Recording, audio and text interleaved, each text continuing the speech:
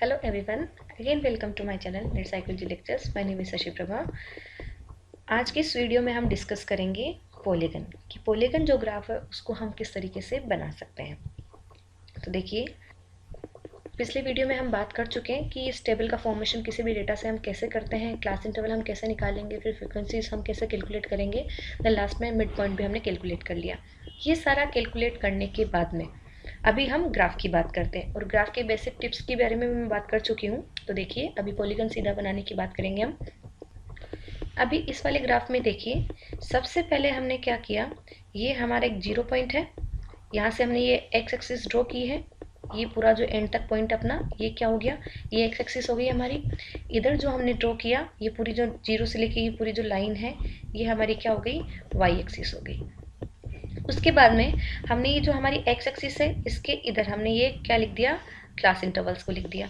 और जो हमारी वाई एक्सिस है, उधर की साइड हमने किसको लिख दिया, फ्रिक्वेंसीज को लिख दिया।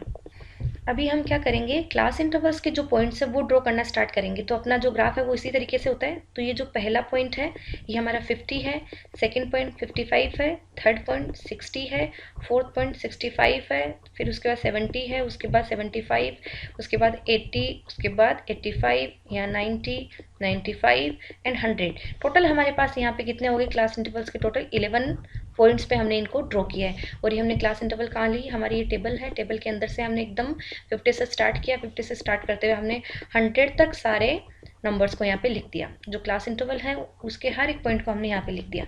इसके बाद देखिए, हमने बात की थी वाई एक्सिस पे हम क्या ड्रॉ करेंगे, हमारी फ्रिक्वेंसीज। तो फ्रिक्वेंसीज को हमने 0 to 9 यहाँ पे लिया है। क्यों लिया है, क्योंकि यहाँ पे मिनिमम अपने पास जो फ्रिक्वेंसी है वो 2 है, और पर मैक्सिमम जो फ्रिक्वेंसी है वो कितनी है, यहाँ पे हमारे पास 8 है। इसका मतलब 8 तक हमारे पास पॉइंट आना चाहिए। एक एक पॉइंट हमने एक एक्स्ट्रा ले लेते हैं हम अपने ग्राफ के अंदर, बाकी हमारे जो पॉइंट्स है वो कहाँ तक आएंगे, 8 तक हमने इस नंबर को ड्रॉ कर लिया। अभी देखिए, सब में हमने जो गैप है वो एक का ही रखा, 0 के बाद 1 2 3 4 5 6 7 8, हम एक का ही गैप यहाँ पे रखेंगे, क्योंकि यहाँ पे टोटल पॉइंट्स हमने फ्रिक्वेंसी में कितने ड्रॉ किए हैं, 8।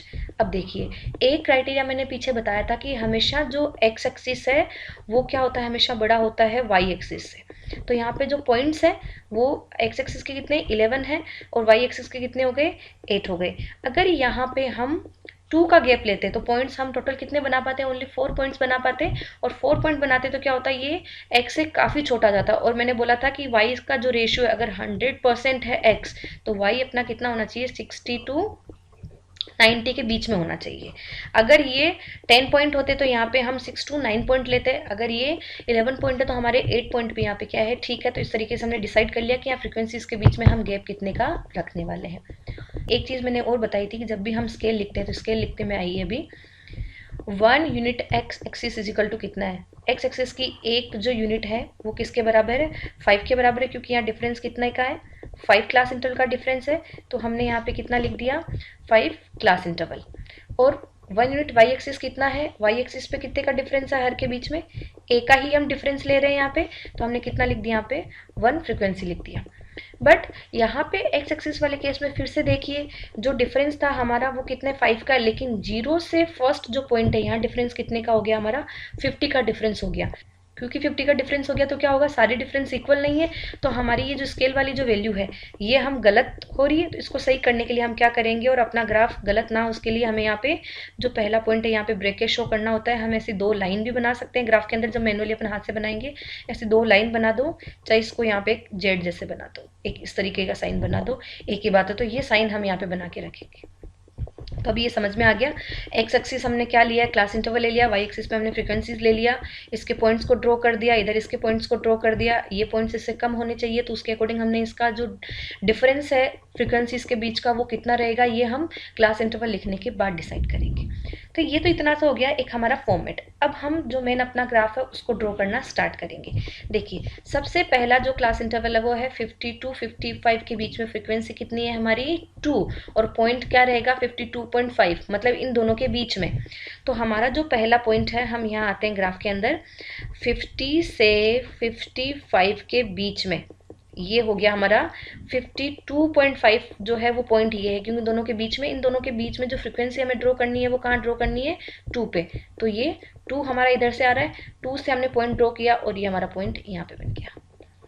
नेक्स्ट हम देखते हैं फिर 55 टू 60 के बीच में फ्रिक्वेंसी कितनी होनी चाहिए, 3, और हम इसका मिड पॉइंट कितना है 57.5, मतलब दोनों के बीच में हो गया। अगेन 55 से 60 के बीच का जो पॉइंट है फ्रिक्वेंसी कितने ड्रॉ करना है, अभी हमें यहाँ पे देखिए 3 पे आ रहा है, ये अपना 3 है तो 3 पे यहाँ पे आ रहा है।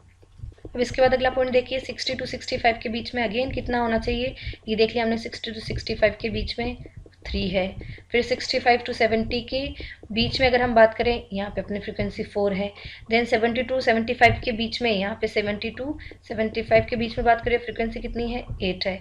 अगेन इसके बाद में भी जो फ्रिक्वेंसी 75 टू 80 के बीच में वो भी 8 है। पॉइंट यहाँ पे देखिए 8 पे ही हम ड्रॉ कर रहे हैं, इधर से हम देखते हुए पॉइंट लेके जाएंगे, इधर से हम मिड पॉइंट देखेंगे और इधर से हमारा हम फ्रिक्वेंसी देखेंगे और देखते हुए हमने ये पॉइंट बना दिया। फिर 8 बनाया, उसके बाद हमने 6 बनाया, उसके बाद में भी अपनी फ्रिक्वेंसी 6 है, फिर उसके बाद फ्रिक्वेंसी 4 है, उसके बाद फ्रिक्वेंसी 2 है। इस तरीके से सारे पॉइंट्स हमने ड्रॉ कर लिए। और सारे पॉइंट्स ड्रॉ करने के बाद उसके बाद हम क्या करते हैं, सारे पॉइंट्स को एक लाइन से मिलाते हैं। पॉलीगन जब भी हम बनाएंगे तो उनके जो पॉइंट्स है वो एक लाइन से मिलाए जाते हैं, जैसे ऑलरेडी मैंने बना रखे थे यहाँ पे। तो इस तरीके से ये ग्राफ हमारा बन के तैयार होगा और ये सारे पॉइंट्स को हम ऐसे मैच कर देंगे, एक स्ट्रेट लाइन से हम इसको मैच करेंगे और ये हमारा क्या हो गया, पॉलीगन बन के तैयार हो गया। अगर हम चाहें इस पॉलीगन को नीचे टच करना तो हम ये भी कर सकते हैं कि जहाँ पे हमने लास्ट पॉइंट ड्रॉ किया है उससे अगली जो क्लास इंटरवल का जो मिड पॉइंट है उसके साथ नीचे एकदम टच कर देंगे। नीचे टच करने का मतलब क्या हो गया, उसके बाद वाला जो वैल्यू आ रही है वो कितनी है, 0 है, तो इसको हम यहाँ पे टच करेंगे। इधर से भी अगर हमें नीचे टच करना हो तो इससे पहले वाले पॉइंट पे हम यहाँ पे इसको 0 पे टच कर देंगे ताकि अपना ग्राफ पूरा क्लोज भी हो जाए और दोनों पॉइंट्स 0 पे आ जाए। तो देखिए इस तरीके से मैंने जो ग्राफ बनाया था उसका एक वापस एक ओवरव्यू मैं आपको सीधा सीधा सा दिखा रही हूँ कि ये पूरा ग्राफ इस फॉर्मेट में हमारा ग्राफ निकल के आ गया। तो आप भी अपनी जो ग्राफ बुक है उसके अंदर प्रैक्टिस कर सकते हैं इस वापस से ग्राफ को, इस डेटा को लेके, तो आपको समझ में आ जाएगा कि आपका जो आंसर है वो सही आ रहा है कि नहीं आ रहा है। अब इसके बाद जो नेक्स्ट वीडियो है उसमें मैं बात करूँगी हिस्टोग्राम के बारे में कि हिस्टोग्राम हम किस तरीके से ड्रॉ कर सकते हैं। अगर आपको ये वीडियो पसंद आया हो तो वीडियो को लाइक करें, शेयर करें और चैनल को सब्सक्राइब करें। Thank you.